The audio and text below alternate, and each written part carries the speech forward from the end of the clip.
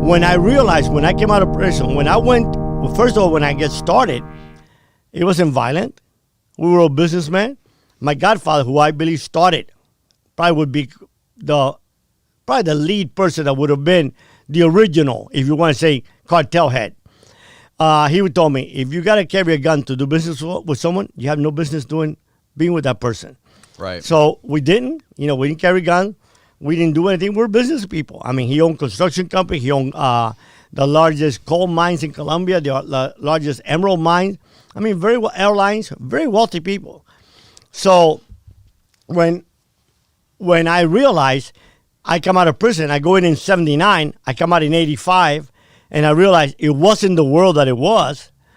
My clients, 80% of the coke that we're bringing in was going to California. My client was 80%. Yeah, my clients were the high society of America. Right. They were the movie stars. They were the musicians, the real famous names everybody knows. So I come out, and all of a sudden there's a thing called crack, which I didn't agree with. Number two, there's people killing each other. And I went back for 2 more years, and then I realized that this is just not me. So for me then, it's just like if you have a company that manufactures this water and doesn't sell, or you don't like the water anymore, you stop selling it. You shift, and you go to another business, right? Yeah. So for me, it was easy. I went back to building my orange groves. I was the number one horse breeder in America. I had the best stud in the world. And I could do that transition, no problem at all. Difficult to give up the power. The money, I have more money than I could ever spend the rest of my life. I walked away when I was 31 years old, and I had everything. But they can't. Why? Because their identity is a drug dealer. So you take, like you see ball players today. Why can't they just go out in the height of their career? Why they get traded and they still want to play?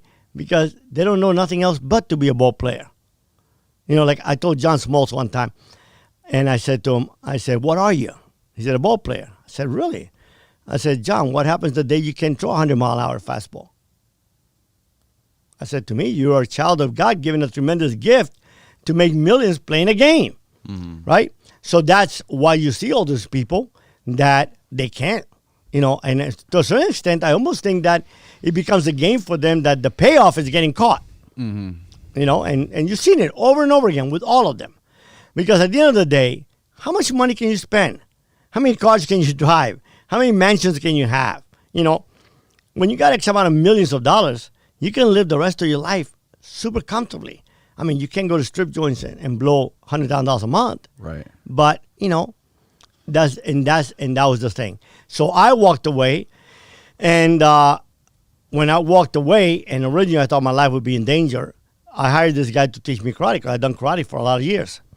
And the first day he came, he said, I'm going to teach you about the sword. Man, and I was so excited, right? I mean, I love weapons. And I'm like, man, we're not going to waste time throwing kicks and punches. I've done that. But he turns around and shows me a Bible. And I was so pissed because I was a hardcore atheist. I'm like, dude, first of all, I'm paying you a lot of money. I don't believe in that book, what the book talks about. So tomorrow you leave that bullshit sword home and bring the real sword. And here's a guy who was a 7th-degree black belt and got up in my face, first person that had the guts to get up in my face. And he's like, young man, what I got to give you, you got no money to pay. I said to myself, man, this guy's 7th-degree black belt. I reached behind my back. I didn't have a gun. I said, this guy's going to introduce Jesus into me and I'm going to pay for it. I said, dude, don't get excited. While the steam room is heating up, waste your time, And for 3 years. And people say, what did he say that made you change your life? And I said, really nothing, because for 2 hours of getting my ass whooped, I was just waiting for him while he was reading the Bible to me, I was just getting over the ass whooping he'd given me for 2 hours. Yeah. So, but it was everything he did. See, he lived in what I called a very crappy world, right? I mean, I lived in this 10,000 square foot house, 15,000. My guest house was 5,000 square feet. His house was 1,200 square feet. He drove a old beat up car, had $1 million worth of cars. And then he's telling me how madly in love he is with this woman that he's been married to for 25 years. So I'm like, 25 years? She must be in her 40s? Man, how can it be? I mean, I'm surrounded by supermodels, and I hate them. and he's in love with this. I'm like, man, this lady's got to be like, I mean, some hot chick, man. I got to go check her out. And when I saw her, I thought the guy was sick. And I'm like, it's impossible. And the thing about it now, I think she's gorgeous and she's a great person. I love her to that. But in my world, there was identifiers that gave value to your life. He had none of them. So why would he be happy and I'm miserable? You know? And I kept asking him, and he never invited me to church or anything like that. And he gave me a really neat answer, which is part of what I do today. And his answer was, I have an intimate relationship with Jesus. And I'm like, what?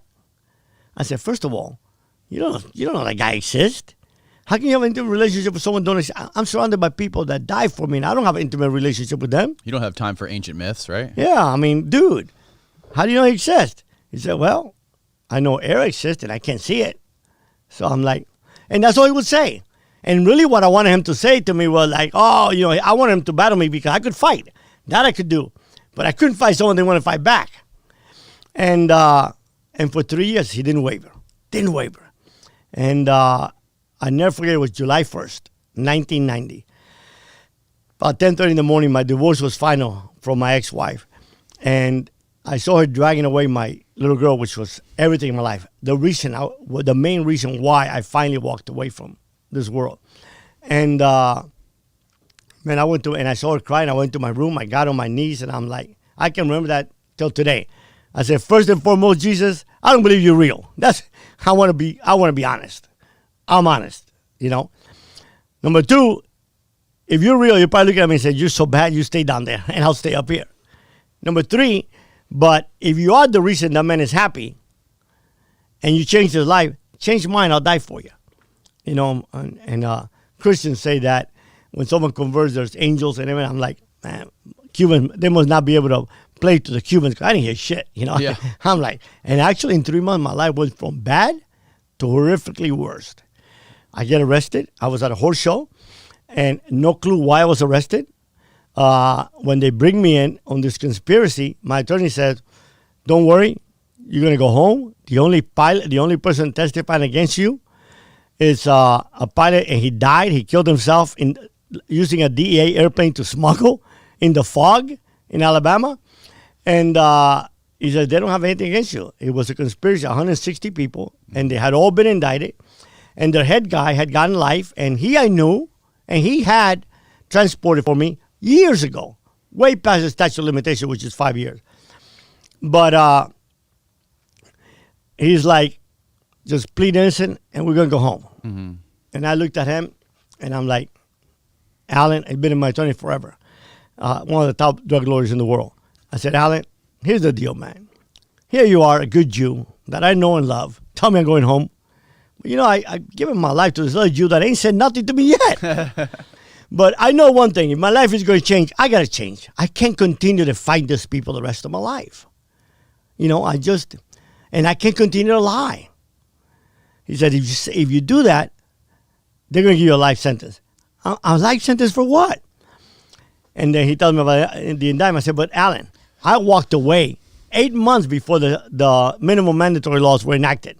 In other words, when I walked away from the cartel, the most they could give me was 15 years, like they did the first time, conspiracy. Right. 15 years. But now, that law had changed, and that 15 years became a life sentence. Well, 3 life sentences. A life sentence, conspiracy to import that you didn't import, conspiracy to possess what you were going to import, conspiracy to distribute what you were going to possess that you were going to import. That's the law of the land. Wow. So, who can win? That's crazy. I'm like, I'm going to put it behind. I said, if I get a license, I don't give a shit. I said, I'm dead anyway. If I die in the streets, but my life has got changed. If my life doesn't change, I don't care. I don't care about living anymore. Mm-hmm. And I go in front of the prosecutor, and what my attorney argues is, look, he's going to confess to dealing, but really what the most you should give him is violation of parole, because I went back while I was on parole, right? I got 15 years the first time. The most you could do is 5 if you never had a prior offense. And then I had 10 years under parole. So here I am going to confess that I violated the parole, right? No wiretaps, not a single freaking picture, not a grain of cocaine, nothing. In both trials, nothing. and not a compromised picture with anybody. Right. I mean, I took care of myself.